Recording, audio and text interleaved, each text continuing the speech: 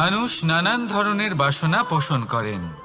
তাদের নানান ইচ্ছে থাকে, অভিলাষা থাকে, নানান কামনা করতে থাকেন, স্বপ্ন দেখেন, প্রার্থনা করেন যেন তা সফল হয়, নিজের সম্পন্নতা কামনা করেন, আর শেষে নিরাশ হয়ে যান কারণ এসব কিছুই পান না। আপনাকে একটা ছোট্ট উদাহরণ দিই। জঙ্গলের রাজা কাকে বলা হয়? সিংহকে। এবার যেহেতু সিংহ বনের রাজা, তাই হরিণ তো তার কাছে এসে এটা বলতে পারে না যে আপনি হলেন বনের রাজা, তাই আপনি আমাকে মেরে ফেলুন, আমাকে খেয়ে ফেলুন আর নিজের ক্ষুধা নিবারণ করুন। এমন তো হয় না। সিংহ যতই বনের রাজা হোক, তাকেও পরিশ্রম অবশ্যই করতে হয়, তবেই তার ক্ষুধা নিবারণ হয়। সেইভাবেই আপনার সমস্ত স্বপ্ন, আপনার সমস্ত ইচ্ছে, আপনার সমস্ত অভিলাষা, সমস্ত আকাঙ্ক্ষা পূরণ হবেই, অবশ্যই হবে, পরিশ্রমের দ্বারা। শুধু ভাবলেই হবে না। তাহলে আপনিও জীবনে পরিশ্রম করুন, নিজের সমস্ত স্বপ্ন পূরণ করুন, আর আমার সাথে ভালোবেসে বলুন, রাধা রাধা। দ্বিধাবোধ। অনেক সময় আমরা জীবনে সেই বাঁকে এসে পৌঁছই যেখানে আমরা বুঝতেই পারি না যে এবার কোন দিক নির্বাচন করা উচিত। কখনো এদিকে যাওয়া উচিত মনে হয়, কখনো ওদিকে যাওয়া উচিত মনে হয়, কখনো দুদিকেই যাওয়া প্রয়োজনীয় বলে মনে হয়, কিন্তু তা তো সম্ভব নয়। কখনো কখনো এটা মনে হয় যে এখানেই থেমে যাওয়া ভালো, কোথাও না যাওয়াই শ্রেয়। এবার একেই তো দ্বিধাবোধ বলে। সংসারে এমন কোনো দ্বিধা নেই যার সমাধান সম্ভব নয়। এই দ্বিধাবোধ স্বাভাবিক। আর আপনার এই দ্বিধাকে আমি একটু সরল করে দিই। দ্বিধাগ্রস্ত হয়ে নির্বাচন করলে তখন এটা মাথায় নিয়ে করবেন যে আপনার এই নির্বাচনের ফলে এই সংসারের ওপর, এই সমাজের ওপর কি প্রভাব পড়তে পারে। নিজের লাভ ক্ষতির বিষয়ে ভাবা ছেড়ে দিন আর কর্ম করুন সংসারের মঙ্গলের জন্য, আগামী প্রজন্মের মঙ্গলের জন্য। ভাবুন আপনার এই নির্বাচনের জন্য কিভাবে তাদের জীবনের উদ্ধার সম্ভব। কারণ এই ভাবনাই হলো উচিত ভাবনা। কারণ অনেক সময় ওষুধ একটু কড়া মনে হতেই পারে, কিন্তু এই ওষুধই তো রোগ মুক্তি ঘটায়। সেইভাবে আপনাকেও এই দ্বিধার মুহূর্তে কঠিন নির্বাচন করতে হতে পারে। এই কঠিন নির্বাচন জীবনে কঠিন পরিস্থিতিও আনতে পারে, কিন্তু যদি এই নির্বাচন ধর্মসঙ্গত হয়, যদি এর দ্বারা সংসারের মঙ্গল হয়, তাহলে এই নির্বাচনই হলো সঠিক নির্বাচন। আসুন আমার সাথে ভালোবেসে বলুন, রাধা রাধা। কখনো কখনো আমরা ভাবি যে কোনো ব্যক্তি যিনি ধর্মের পথে চলেছেন, যদি তার দ্বারা কোনো ভুল হয়ে থাকে তাহলে নিয়তি তাকে সেই মুহূর্তেই কঠোর শাস্তি দেন। কিন্তু সেই সব মানুষ যারা সংসারের সবথেকে বড় অধর্মী, বহু নিকৃষ্ট মানের কাজ করেন, তাদের নিয়তি অনেক সুযোগ দেন। তাদের নিয়তি এরকম কঠোর প্রহার করেন না। এই ভাবনা কখনো না কখনো মনে আসেই। ভেবে দেখুন কেন। আসলে জীবনকে বেশিরভাগ মানুষ একভাবেই দেখে থাকেন, বিভিন্ন স্তরে একে দেখা উচিত। এবার আপনি বলুন, এই সংসারে কোনো অধর্মী কখনো প্রেরণার উৎস হতে পারেন? কখনোই নয়। যে মানুষ নিজের আত্মাকে মলিন করে ফেলেছেন, তিনি এই সংসারকে কিভাবে প্রেরণা যোগাবেন? উনি নিজেই বুঝতে পারেন না কোনটা করা উচিত, ধর্ম কোনটা। তাই নিয়তি তাকে একটা সুযোগ দেন, এটা বোঝার সুযোগ দেন যে কোনটা উচিত, কোনটা ধর্ম। সুযোগ দেন নিজের বিবেক জাগিয়ে তোলার, তাকে সুযোগ দেন নিজের অন্তরাত্মার ডাক শোনার। যখন তাতেও কাজ হয় না, তখন নিয়তির কাছে একটাই পথ বাকি থাকে, আর তা হলো মহাবিনাশ। মহাবিনাশ হয়তো দেরিতেই আসতে পারে, কিন্তু তা অবশ্যই আসবে। আর যখন মহাবিনাশ আসে, তখন মহাবিনাশের যন্ত্রণা সমগ্র মানব জীবনের যন্ত্রণার থেকে অনেক বেশি হয়। এই কথাটা সবসময় মনে রাখবেন। আর অন্যদিকে যে মানুষ ধর্মের পথে চলছেন, তার দ্বারা যদি কোনো ভুল হয়ে থাকে, তখন নিয়তি তার পরীক্ষা নেন। কিছুক্ষণের জন্য মানুষের মনে হতে পারে নিয়তি তাকে কঠোর শাস্তি দিয়েছেন, কিন্তু সময়ের সাথে আমরা সবাই দেখি যে যখন সেই মানুষ সেই পরীক্ষায় উত্তীর্ণ হন, এই সমস্ত সংসারের জন্য প্রেরণার উৎস হয়ে ওঠেন। অর্থাৎ নিয়তি প্রত্যেক মানুষকে তার কর্ম অনুসারে উচিত ফলও দেন, উচিত শাস্তিও দেন। পার্থক্য হলো শুধুমাত্র সময় আর আপনার দৃষ্টিভঙ্গির। তাই ধর্মের পথে চলুন আর আমার সাথে ভালোবেসে বলুন, রাধা রাধা। আপনি কি কখনো কোনো উঁচু পর্বতের শিখরে পৌঁছতে পেরেছেন? যদি পৌঁছে থাকেন বা যদি আপনি কোনো উঁচু পর্বতের শিখরে যান, তাহলে ভালো করে দেখবেন, আপনি যত উঁচুতে অগ্রসর হতে থাকবেন আস্তে আস্তে সমস্ত বনস্পতি বিলুপ্ত হতে থাকে। তারপরে সমস্ত গাছপালা, পশু পাখি সব বিলুপ্ত হতে থাকে। শেষ পর্যন্ত সেই শিখরে থেকে যায় শুধুমাত্র শান্তি, নীরবতা। আমাদের মানুষের সাথেও এটাই হয়। মানুষ যখন আত্মবিকাশের পথে অগ্রসর হতে থাকে এবং নিজের জীবনের শিখরে পৌঁছতে চায়, তখন তার একা থাকা অত্যন্ত প্রয়োজনীয় হয়। আর তাকে তখন ত্যাগ করতে হয় নিজের সুখ স্বাচ্ছন্দ্য, নিজের সম্পত্তি, নিজের সমৃদ্ধি, নিজের সৌন্দর্য। দেখুন, জীবনের শিখরে পৌঁছনো একেবারেই সহজ কাজ নয়। এ হলো অত্যন্ত দুর্গম এক পথ। কিন্তু যদি আপনি সেখানে পৌঁছতে চান, তাহলে আপনাকে ত্যাগের প্রবৃত্তি জাগিয়ে তুলতে হবে। ত্যাগ কি সেটা জানতে হবে, কারণ ত্যাগের ফলেই মনে শান্তি আসে, আর সেই শান্তির ফলে মনে উৎপন্ন হয় প্রেম। আর এই প্রেমই হলো জীবনের অন্তিম লক্ষ্য। তাহলে আসুন আমার সাথে ভালোবেসে বলুন, রাধা রাধা। অধিকার, এটা না কোনো সাধারণ শব্দ, না কোনো ব্যবসা, নিজেই একটা অদ্ভুত ব্যাপার এই অধিকার। স্বয়ং ঈশ্বর মানুষকে জীবন বাঁচার অধিকার দিয়েছেন। কিন্তু যখন কোনো নারীর অধিকারের প্রশ্ন আসে, তখন সেই অধিকারের সাথে কর্তব্য জুড়ে যায়। এবার নারীর অনেক অধিকারের মধ্যে একটা অধিকার হলো নিজের স্বামী নির্বাচন করা। নির্বাচন করা কে হবে তার অর্ধাঙ্গ, এমন একজন ব্যক্তি নির্বাচন করা যিনি নিজের সাথে, নিজের স্ত্রীর সাথে, সমগ্র পরিবারের সাথে এই সমগ্র সমাজের পরিস্থিতিকে উন্নত করতে পারেন। তাহলে ভাবুন, নিজের জন্য স্বামী বেছে নেওয়া কত বড় অধিকার, আর যোগ্য স্বামী বাছা তার থেকেও বড় কর্তব্য। তাই নারীর অধিকারের সাথে যখন কর্তব্য শব্দ জুড়ে যায়, অধিকার নামক শব্দের মাহাত্ম্য আরো বেড়ে যায়। আপনিও নিজের জীবনে নিজের অধিকারের সাথে কর্তব্যকে জুড়ে দেখুন। যদি এরকম করেন, তাহলে সমস্ত স্বপ্ন পূর্ণ হবে আর মন প্রসন্ন হয়ে বলবে, রাধা রাধা। কর্ম, কর্ম সর্বদাই শান্ত মনে করুন। ভিতের সেই ইটের মতো করুন যে শান্তভাবে 7 হাত গভীরে অবস্থান করে। সবার চোখ যায় শিখরের সেই পতাকার দিকে, কিন্তু শিখরে থাকা সেই পতাকা প্রতীক হলো ভিতের মধ্যে থাকা সেই ইটের শক্তির, যে শান্ত মনে নিজের কাজ করে গেছে। তাই এইভাবেই নিজের কর্ম করুন শান্ত মনে, সন্তোষ ভাব নিয়ে। কলরব যা করার তা আপনার সাফল্যকে করতে দিন, কারণ যখন সাফল্যের এই জয় জয়কার চারিদিকে ছড়িয়ে পড়ে, তখন কর্মের এই মৌনতা আরো শক্তিশালী হয়ে ওঠে। তাহলে আসুন আমার সাথে ভালোবেসে বলুন, রাধা রাধা। পরীক্ষা এমন একটা শব্দ যেটা শুনে সংসারের বেশিরভাগ মানুষই ভয়ভীত হয়ে পড়েন। কারণটা কি? অসফলতার ভয়। পরীক্ষা এই শব্দের যদি আমি অন্য দিকটা দেখাই, তার তাৎপর্য এই নয় যে আপনার দুর্বলতা সবার সামনে তুলে ধরবে। এটা তো হলো সেই যুক্তি যা আপনার বল, সাহস, শক্তিগুলি সবার সম্মুখে তুলে ধরবে। আগে হ্যাঁ, এটাই হলো সেই যুক্তি। আপনি নিজেই কখনো দেখবেন, পরীক্ষার সময় আপনার অন্তরের অনেক গুণ বাইরে বেরিয়ে আসে। এমন কোনো শক্তির উদ্ভব হয় যার বিষয়ে আপনি নিজেও জানতেন না, ঠিক কিনা? তাই এই পরীক্ষাকে কখনো ভয় পাবেন না। বিশ্বাসের সাথে নির্ভীক হয়ে এটার সম্মুখীন হন।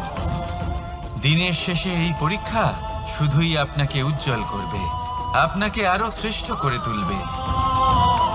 তাহলে আসুন আমার সাথে ভালোবেসে বলুন, রাধা রাধা। জলে জলকেলি করতে কে না ভালোবাসেন? আমাদের মধ্যে প্রত্যেক মানুষ চান কোথাও একটা সরোবরে, কোনো নদীতে, জলের মাঝে জলক্রীড়া করে আনন্দ উপভোগ করতে, তাই তো? এবার বলুন, আমাদের মধ্যে এমন কে কে আছেন যারা সাগরের ঢেউয়ের মধ্যে এক পাড় থেকে অন্য পাড়ে সাঁতার কেটে যাবার সাহস রাখেন? কে আছেন এমন? এবার এই কাজ তো হলো অত্যন্ত কঠিন। আমরা পার পছন্দ করি, জলকেলি করতে ভালোবাসি, কিন্তু পাড়ের কাছে, সমুদ্রের ঢেউয়ে নয়। কিন্তু একটা কথা মনে রাখবেন, যেই দিন এই পাড়ের কথা ভুলে গিয়ে আমরা সাগরের ঢেউয়ের সাথে লড়াই করার সাহস রাখব, সেই দিনই সাগরের ঢেউয়ের সাথে লড়াই করার শক্তিও আমরা পেয়ে যাব। পার আমাদের অত্যন্ত প্রিয়, আমাদের সুরক্ষিত রাখে, কিন্তু এটা আমাদের দুর্বল করে তোলে। তাই এই পারের মায়া ত্যাগ করুন আর সাগরের ঢেউয়ের সাথে লড়াই করার সংকল্প নিন। নিজের প্রতি বিশ্বাস রাখুন, তারপর দেখুন কি হয়। সফলতার শিখরে আপনার এই জীবন পৌঁছবে আর ভালোবেসে বলবে, রাধা রাধা। মানুষ যখনই নিজের জীবনে নতুন কিছু করতে যায় তখন ভয়ভীত হয়ে থাকে। ভাবে, যদি আমি অসফল হই তাহলে কি হবে? কে কি ভাববে? কেউ আমাকে দেখে হাসবে কিনা? যদি আমি আমার মতামত দিই তাহলে বলবো, এইসব পরীক্ষার সম্মুখীন হতে কখনো ভয় পাবেন না। কারণ যাই হোক না কেন, পরিণাম দুটোই হতে পারে। একটা হয় আপনি জিতে যাবেন, দ্বিতীয় পরিণাম আপনি হেরে যাবেন। খুব সোজা। যদি জিততে পারেন আপনি সবাইকে নেতৃত্ব দিতে পারবেন, কিন্তু যদি আপনি হেরে যান তাহলে আপনার কাছে সেই অভিজ্ঞতা থাকবে যা দিয়ে আপনি আগামী প্রজন্মের পথপ্রদর্শক হবেন।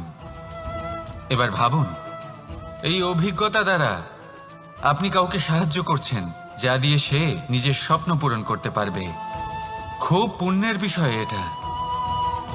একটা সহজ কথা জেনে রাখুন, জয় হোক বা পরাজয়, দুটো একই দিকে নিয়ে যায়, আর সেটা হলো জয়ের দিকে। শুধু নিজের দৃষ্টিভঙ্গি শুভ করে তুলুন আর নিজের পরীক্ষাগুলিকে সীমিত করে তুলবেন না। নিজের এই সীমাগুলিকে আহ্বান জানান। নিজের ব্যক্তিত্বকে বিশাল করে তুলুন, শক্তিশালী করে তুলুন। আর আমার সাথে ভালোবেসে বলুন, রাধা রাধা। এই সম্পর্ক হলো গুরু এবং শিষ্যের। গুরু হলেন ধনুকের সেই প্রত্যঞ্চার মতো, যিনি নিজেকে পেছনে রেখে শিষ্যকে তার গন্তব্যের দিকে এগিয়ে দেন, তাকে নিজের লক্ষ্য ভেদ করতে দেন, আর সর্বদাই কঠোর হয়ে থাকেন যাতে শিষ্য কখনোই নিজের লক্ষ্যচ্যুত না হয়। ধন্য হলেন এমন গুরু যারা শিষ্যকে নিজের গন্তব্যে পৌঁছেও দেন এবং তার সব কৃতিত্ব তাকেই দেন, নিজের শিষ্যকে, নিজের বাণকে। তাহলে আপনারা চিরকাল এরকম গুরুকে মনে রাখবেন, সর্বদা তাদের সম্মান করবেন, সর্বদা তাদের ভালোবাসবেন, কখনো জীবনে পিছিয়ে পড়বেন না আপনি। আসুন আমার সাথে ভালোবেসে বলুন, রাধা রাধা। আপনি কখনো আতর মেখেছেন? একটা শ্রেষ্ঠ আতরের গুণ হলো ওকে মাখার পরে অনেক দিন পর্যন্ত তার সুবাস থেকে যায়। তারপরে আপনি বস্ত্র বদল করুন বা রেখে দিন, তার সুবাস থেকেই যায়।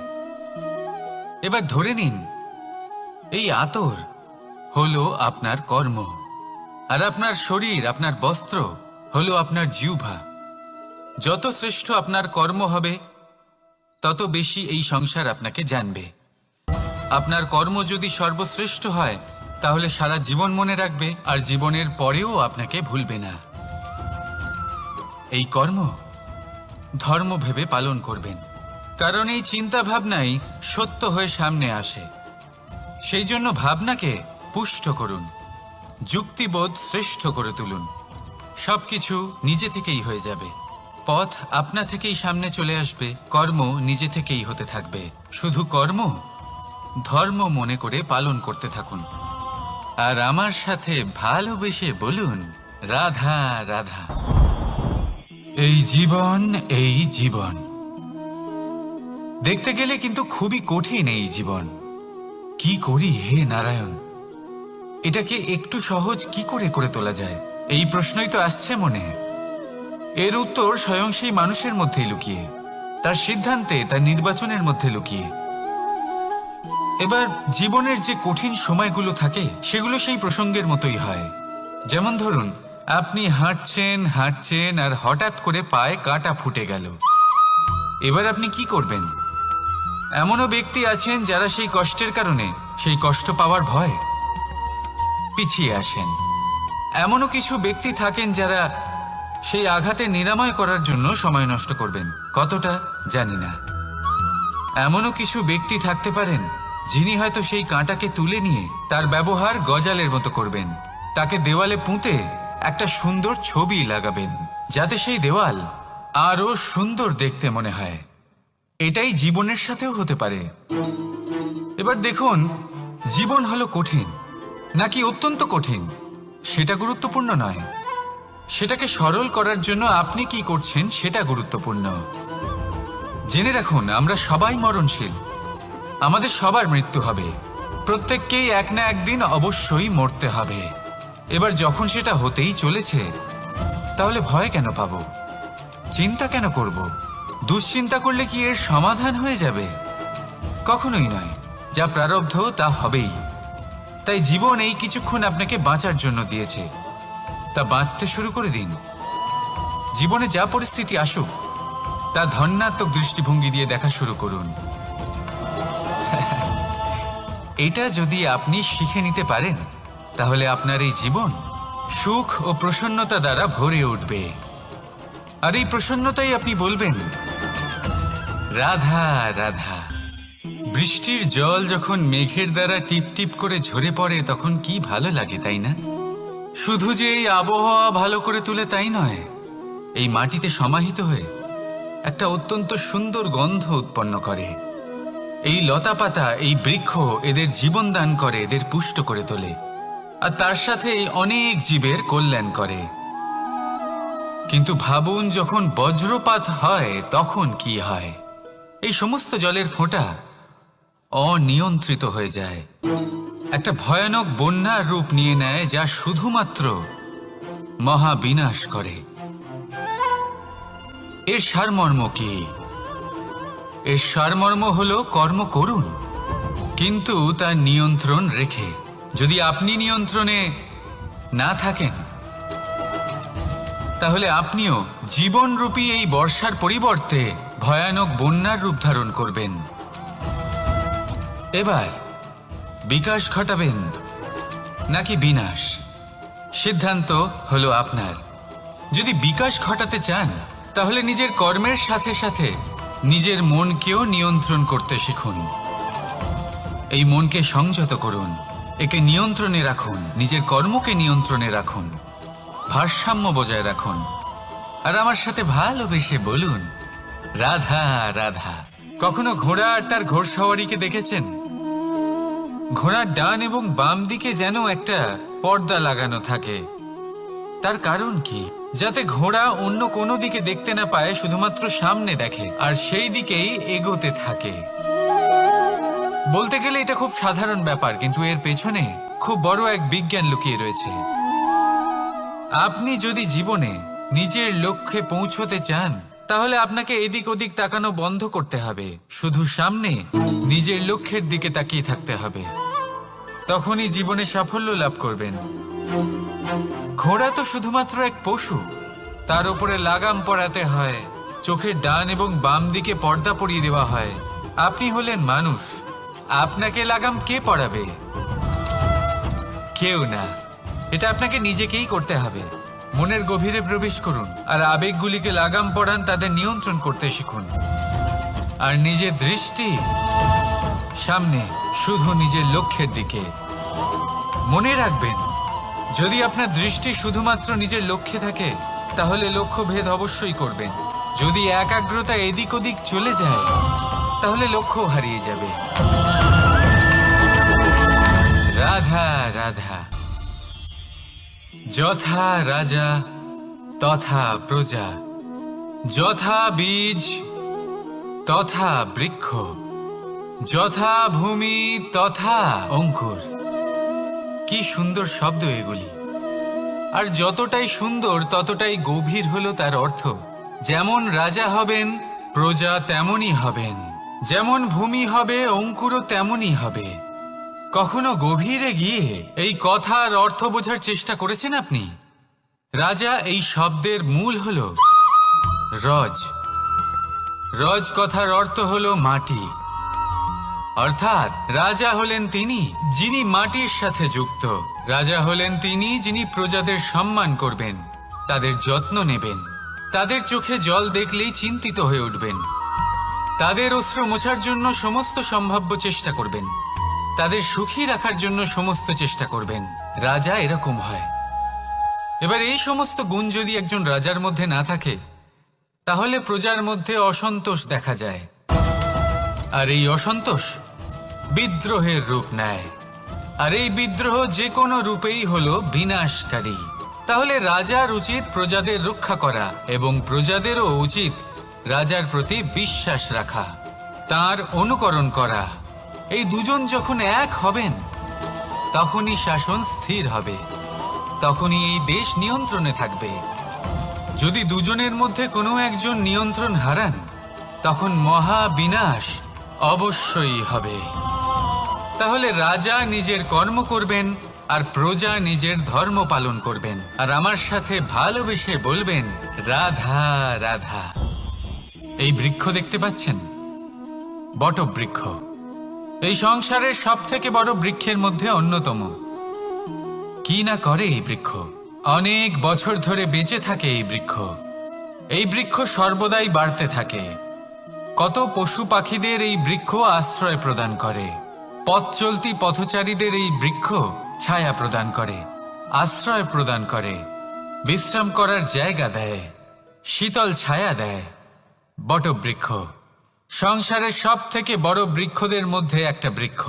এই বৃক্ষের বীজ সর্ষে দানার থেকেও ছোট হয়, কিন্তু তা মাটির মধ্যে সমাহিত হয়ে যায়, নিজের খোলসকে ভেঙে প্রথমবার অঙ্কুরিত হয়। আর তারপরে আস্তে আস্তে আস্তে একটা ছোট্ট বীজ একটা বিশাল বটবৃক্ষে পরিণত হয়। জীবনে যদি সাফল্য পেতে চান, তাহলে এইভাবেই এগোতে হবে। ছোট ছোট পদক্ষেপের দ্বারা এই পথ চলা শুরু করতে হবে। সেই জন্য ছোট কাজ করতে কখনো সংকোচ করবেন না, ছোট কাজ করতে কখনো লজ্জা পাবেন না। যদি এই ছোট ছোট কাজ পূর্ণ নিষ্ঠা দিয়ে, পূর্ণ মনোযোগ দিয়ে, সততার সাথে করতে পারেন, তাহলে এই ছোট কাজের আকার বাড়তে থাকবে। তাই কাজগুলিকে কাজের মতোই দেখতে শুরু করুন। ছোট কাজ বা বড় কাজ এরকম ভাববেন না। তাহলে কর্ম করতে থাকুন। জীবনে আপনার অস্তিত্ব বটবৃক্ষের থেকেও বড় করে তুলুন। তাহলে আসুন আর আমার সাথে ভালোবেসে বলুন রাধা রাধা।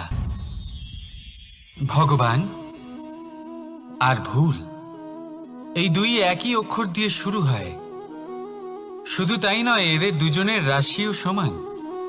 এবারে আপনারা বলবেন যে ভগবান, ভুল, এদের মধ্যে কিভাবে মিল থাকতে পারে? অনেক বড় মিল আছে। না শুধু এ এক অক্ষর দিয়ে শুরু হয়, বরং এদের বিজয় মন্ত্রটাও এক। ভগবানকে মানুন, তাকে বিশ্বাস করুন, তাকে স্বীকার করুন।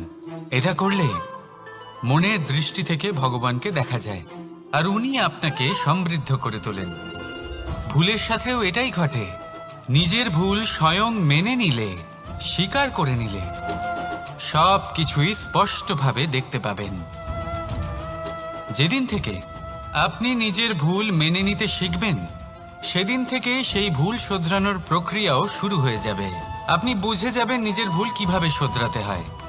তাই মনে রাখবেন, নিজেকে শ্রেষ্ঠ করে তোলার জন্য নিজের ভুল স্বীকার করা অত্যন্ত প্রয়োজনীয়। এই জীবনে শান্তি আনার জন্য ঈশ্বরকে মেনে নেওয়াও অত্যন্ত প্রয়োজনীয়। সবসময় নিজের গুণ এবং নিজের দোষ মনে রাখবেন। আজীবন সুখী থাকবেন। রাধা রাধা। আমরা সবসময় চাই যে এই সংসার আমাদের জ্ঞানী বলবে, বুদ্ধিমান বলবে, বুঝদার বলবে, কিন্তু মূর্খ মূর্খ যেন কেউ না বলে। মূর্খ শব্দটা আমরা কেউ শুনতে চাই না, দূরে পালাতে থাকি। কিন্তু একটা সত্যি সবার কাছে অজানা, যে মূর্খ হওয়া হলো বুদ্ধিমান হওয়ার দিকে সর্বপ্রথম পদক্ষেপ। আপনি যত খুশি দিগ্গজ জ্ঞানী মানুষদের সাথে আলাপ করুন, যত ইচ্ছে কথা বলুন, যতই জ্ঞানের কথা আলোচনা করুন, অভিজ্ঞতা মূর্খ হবার পরেই পাওয়া যায়, তাই নয় কি? মূর্খ হবার পরে আপনি এটা বুঝতে পারবেন যে কি করা উচিত নয়। জ্ঞানী ব্যক্তি আপনাকে এটা বলবেন যে কি করা উচিত। আর এই সংসারে কি করা উচিত তার থেকেও অনেক বড় জ্ঞান হলো কি করা উচিত নয়। সেই জন্য সব সময় মনে রাখবেন, আপনার করা কিছু ভুল, আপনাকে যদি কেউ মূর্খ বানিয়ে থাকে, ছল চাতুরি করে থাকে, তাহলে কোনো ব্যাপার নয়। এটা শেষ পর্যন্ত আপনাকে আরো বুদ্ধিমান করে তুলবে। এই মুহূর্তে ধন্যাত্মক থাকুন, এই সংসার আপনাকে অবশ্যই জ্ঞানী বলবে। রাধা রাধা। আপনি কি কখনো একজন মালিকে একটা বাগানের যত্ন নিতে দেখেছেন? যদি কখনো একটা গাছে উই ধরে যায়, মালি তখন শুধু সেই গাছের নয়, সমস্ত বাগানের চিকিৎসা করায়। আপনারা হয়তো বলবেন, এ কেমন মূর্খতা? যখন উই একটা গাছে লেগেছে, সমস্ত বাগানের চিকিৎসা কেন করাতে হবে? এ তো অযথা পরিশ্রম করা। কিন্তু মালি খুব ভালো করে জানে যে উই হয়তো একটা গাছে লেগেছে, কিন্তু তা সমস্ত বাগানকে নাশ করে দিতে পারে। এবার মালির এই শিক্ষা, এই জ্ঞান অন্য অনেক জায়গাতে প্রযোজ্য। এই সংসারে আমরা শুধুমাত্র নিজের পরিবারের কথাই চিন্তা করি, তাদের যত্ন নিই, চেষ্টা করি যেন তারা ভালো থাকেন, সুখে থাকেন। আর সেই সময় এই সমাজের কিছু বিরোধী মনোভাব এই সমাজকে গ্রাস করে ফেলে, এই সমাজকে নষ্ট করে ফেলে, কিন্তু আমাদের নজর শুধু আমাদের পরিবারে থাকে। সেই জন্য যখন কথা ওঠে রাষ্ট্রের, দেশের, তখন তার জন্য সিদ্ধান্ত নিতে হবে, তখন তার জন্য ত্যাগ করতে হবে। আর মনে রাখবেন, যে সমস্যায় আসুক তার সমাধান পূর্ণরূপে বাঞ্ছনীয়। এই সংসারে প্রত্যেক ব্যক্তি যদি নিজের পরিবারেরও খেয়াল রাখেন এবং সমাজেরও খেয়াল রাখেন এবং সঠিকভাবে এই দেশেরও খেয়াল রাখেন, তবেই এই দেশ সম্পন্ন হতে পারবে। তাহলে আপনিও সেই প্রয়াস করুন আর আমার সাথে ভালোবেসে বলুন, রাধা রাধা। কথায় বলা হয়, জীবনে ভালোবাসাই হলো সুখের মূল। এটা সত্য। এবার প্রশ্ন হলো এটাই যে এই ভালোবাসা কার সাথে করা উচিত। যদি আপনি কিছুক্ষণের জন্য সুখ পেতে চান, তাহলে ভালোবাসুন নিজের রুচি মতো। যদি আপনি কিছুদিনের জন্য সুখ পেতে চান, ভালোবাসুন নিজের বন্ধুদের। যদি আপনি কয়েক মাসের জন্য, কয়েক বছর বা অনেক বছরের জন্য সুখী হতে চান, তাহলে ভালোবাসুন নিজের পরিবারকে, মাতা পিতা, নিজের সন্তান, স্বামী স্ত্রী, নিজের আত্মীয়দের। কিন্তু যদি আপনি চিরকালের জন্য সুখী হতে চান, তাহলে ভালোবাসতে হবে শুধু নিজের কর্মগুলিকে। কারণ সম্পর্ক যেমনই হোক না কেন, কখনো না কখনো ভেঙে যাবেই। এই সংসার হলো এমনই যে যাদের সঙ্গ আমরা পাই, তাদের সঙ্গ একদিন ত্যাগ করতে হয়। শুধু কর্মই হলো এমন এক সঙ্গ যা কখনো আপনাকে ত্যাগ করবে না। আপনার মৃত্যুর পরেও এই কর্ম আপনাকে বাঁচিয়ে রাখবে। তাই সবসময় মনে রাখবেন, এই কর্ম ধর্ম মনে করে পালন করা উচিত। জীবনের শেষ মুহূর্ত পর্যন্ত কর্মকে ভালোবাসুন, জীবনের শেষ মুহূর্ত পর্যন্ত সুখে থাকবেন। আর আমি তো সবসময় বলি, শুধু কর্ম করতে থাকো, ফলের চিন্তা করো না। তাহলে আসুন আর আমার সাথে ভালোবেসে বলুন, রাধা রাধা। কখনো কখনো আমরা ভাবি যে কোনো ব্যক্তি যিনি ধর্মের পথে চলেছেন, যদি তার দ্বারা কোনো ভুল হয়ে থাকে, তাহলে নিয়তি তাকে সেই মুহূর্তেই কঠোর শাস্তি দেন। কিন্তু সেই সব মানুষ যারা সংসারের সবথেকে বড় অধর্মী, বহু নিকৃষ্ট মানের কাজ করেন, তাদের নিয়তি অনেক সুযোগ দেন। তাদের নিয়তি এরকম কঠোর প্রহার করেন না। এই ভাবনা কখনো না কখনো মনে আসেই। ভেবে দেখুন কেন। আসলে জীবনকে বেশিরভাগ মানুষ একভাবেই দেখে থাকেন, বিভিন্ন স্তরে একে দেখা উচিত। এবার আপনি বলুন, এই সংসারে কোনো অধর্মী কখনো প্রেরণার উৎস হতে পারেন? কখনোই নয়। যে মানুষ নিজের আত্মাকে মলিন করে ফেলেছেন, তিনি এই সংসারকে কিভাবে প্রেরণা যোগাবেন? উনি নিজেই বুঝতে পারেন না কোনটা করা উচিত, ধর্ম কোনটা। তাই নিয়তি তাকে একটা সুযোগ দেন, এটা বোঝার সুযোগ দেন যে কোনটা উচিত, কোনটা ধর্ম। সুযোগ দেন নিজের বিবেক জাগিয়ে তোলার, তাকে সুযোগ দেন নিজের অন্তরাত্মার ডাক শোনার। যখন তাতেও কাজ হয় না, তখন নিয়তির কাছে একটাই পথ বাকি থাকে, আর তা হল মহাবিনাশ। মহাবিনাশ হয়তো দেরিতেই আসতে পারে, কিন্তু তা অবশ্যই আসবে। আর যখন মহাবিনাশ আসে, তখন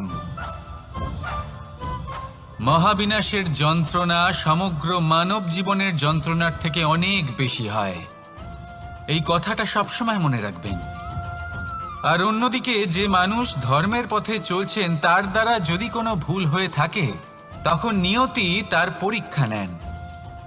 কিছুক্ষণের জন্য মানুষের মনে হতে পারে নিয়তি তাকে কঠোর শাস্তি দিয়েছেন, কিন্তু সময়ের সাথে আমরা সবাই দেখি যে যখন সেই মানুষ সেই পরীক্ষায় উত্তীর্ণ হন, এই সমস্ত সংসারের জন্য প্রেরণার উৎস হয়ে ওঠেন।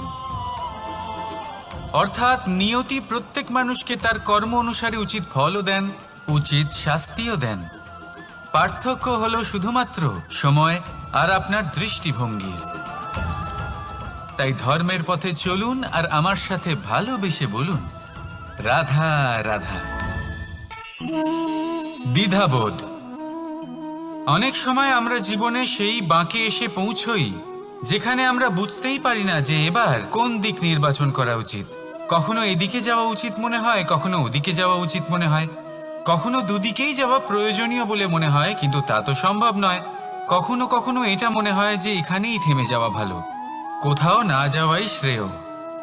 এবার একেই তো দ্বিধাবোধ বলে। সংসারে এমন কোনো দ্বিধা নেই যার সমাধান সম্ভব নয়। এই দ্বিধাবোধ স্বাভাবিক।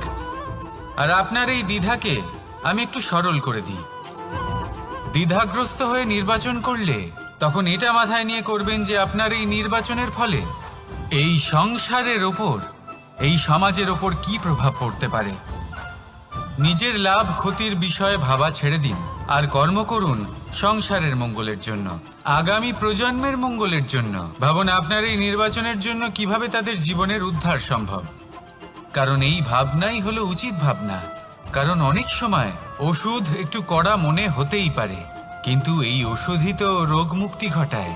সেইভাবে আপনাকেও এই দ্বিধার মুহূর্তে কঠিন নির্বাচন করতে হতে পারে। এই কঠিন নির্বাচন জীবনে কঠিন পরিস্থিতিও আনতে পারে, কিন্তু যদি এই নির্বাচন ধর্মসঙ্গত হয়, যদি এর দ্বারা সংসারের মঙ্গল হয়, তাহলে এই নির্বাচনই হলো সঠিক নির্বাচন। আসুন আমার সাথে ভালোবেসে বলুন, রাধা রাধা। মানুষ নানান ধরনের বাসনা পোষণ করেন। তাদের নানান ইচ্ছে থাকে, অভিলাষা থাকে, নানান কামনা করতে থাকেন, স্বপ্ন দেখেন, প্রার্থনা করেন যেন তা সফল হয়, নিজের সম্পন্নতা কামনা করেন, আর শেষে নিরাশ হয়ে যান কারণ এসব কিছুই পান না। আপনাকে একটা ছোট্ট উদাহরণ দিই। জঙ্গলের রাজা কাকে বলা হয়? সিংহকে। এবার যেহেতু সিংহ বনের রাজা, তাই হরিণ তো তার কাছে এসে এটা বলতে পারে না যে আপনি হলেন বনের রাজা, তাই আপনি আমাকে মেরে ফেলুন, আমাকে খেয়ে ফেলুন আর নিজের ক্ষুধা নিবারণ করুন। এমন তো হয় না। সিংহ যতই বনের রাজা হোক, তাকেও পরিশ্রম অবশ্যই করতে হয়, তবেই তার ক্ষুধা নিবারণ হয়। সেইভাবেই আপনার সমস্ত স্বপ্ন, আপনার সমস্ত ইচ্ছে, আপনার সমস্ত অভিলাষা, সমস্ত আকাঙ্ক্ষা পূরণ হবেই, অবশ্যই হবে, পরিশ্রমের দ্বারা। শুধু ভাবলেই হবে না।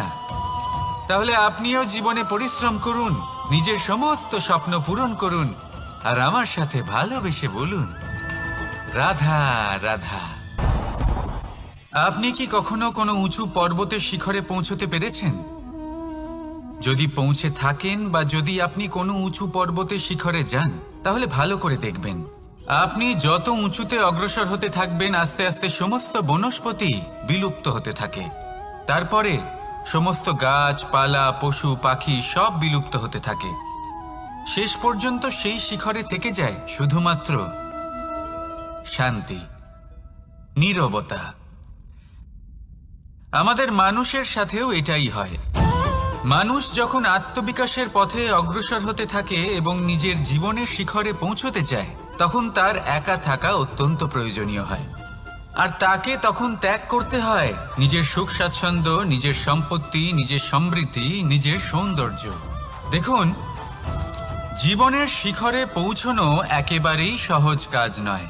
এ হলো অত্যন্ত দুর্গম এক পথ। কিন্তু যদি আপনি সেখানে পৌঁছতে চান, তাহলে আপনাকে ত্যাগের প্রবৃত্তি জাগিয়ে তুলতে হবে।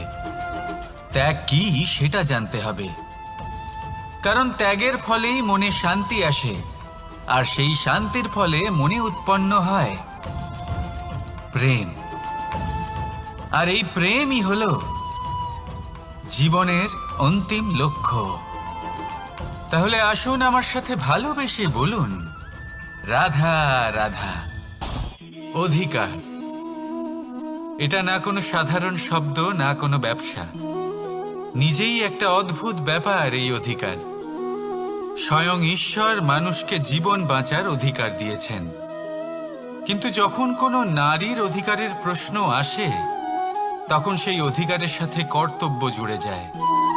এবার নারীর অনেক অধিকারের মধ্যে একটা অধিকার হলো নিজের স্বামী নির্বাচন করা।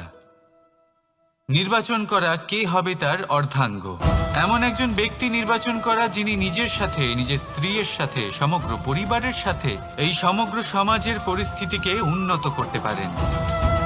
তাহলে ভাবুন, নিজের জন্য স্বামী বেছে নেওয়া কত বড় অধিকার, আর যোগ্য স্বামী বাছা তার থেকেও বড় কর্তব্য। তাই নারীর অধিকারের সাথে যখন কর্তব্য শব্দ জুড়ে যায়, অধিকার নামক শব্দের মাহাত্ম্য আরো বেড়ে যায়। আপনিও নিজের জীবনে নিজের অধিকারের সাথে কর্তব্যকে জুড়ে দেখুন। যদি এরকম করেন, তাহলে সমস্ত স্বপ্ন পূর্ণ হবে, আর মন প্রসন্ন হয়ে বলবে, রাধা রাধা। কর্ম, কর্ম সর্বদাই শান্ত মনে করুন। ভিতের সেই ইটের মতো করুন যে শান্তভাবে 7 হাত গভীরে অবস্থান করে। সবার চোখ যায় শিখরের সেই পতাকার দিকে, কিন্তু শিখরে থাকা সেই পতাকা প্রতীক হলো ভিতের মধ্যে থাকা সেই ইটের শক্তির, যে শান্ত মনে নিজের কাজ করে গেছে। তাই এইভাবেই নিজের কর্ম করুন শান্ত মনে, সন্তোষ ভাব নিয়ে। কলরব যা করার তা আপনার সাফল্যকে করতে দিন, কারণ যখন সাফল্যের এই জয় জয়কার চারিদিকে ছড়িয়ে পড়ে, তখন কর্মের এই মৌনতা আরো শক্তিশালী হয়ে ওঠে। তাহলে আসুন আমার সাথে ভালোবেসে বলুন, রাধা রাধা। পরীক্ষা এমন একটা শব্দ যেটা শুনে সংসারের বেশিরভাগ মানুষই ভয়ভীত হয়ে পড়েন। কারণটা কি? অসফলতার ভয়। পরীক্ষা এই শব্দের যদি আমি অন্য দিকটা দেখাই, তার তাৎপর্য এই নয় যে আপনার দুর্বলতা সবার সামনে তুলে ধরবে। এটা তো হলো সেই যুক্তি যা আপনার বল, সাহস, শক্তিগুলি সবার সম্মুখে তুলে ধরবে। আগে হ্যাঁ, এটাই হলো সেই যুক্তি। আপনি নিজেই কখনো দেখবেন পরীক্ষার সময় আপনার অন্তরের অনেক গুণ বাইরে বেরিয়ে আসে। এমন কোনো শক্তির উদ্ভব হয় যার বিষয়ে আপনি নিজেও জানতেন না, ঠিক কিনা? তাই এই পরীক্ষাকে কখনো ভয় পাবেন না। বিশ্বাসের সাথে নির্ভীক হয়ে এটার সম্মুখীন হন। দিনের শেষে এই পরীক্ষা শুধুই আপনাকে উজ্জ্বল করবে, আপনাকে আরো শ্রেষ্ঠ করে তুলবে। তাহলে আসুন আমার সাথে ভালোবেসে বলুন, রাধা রাধা।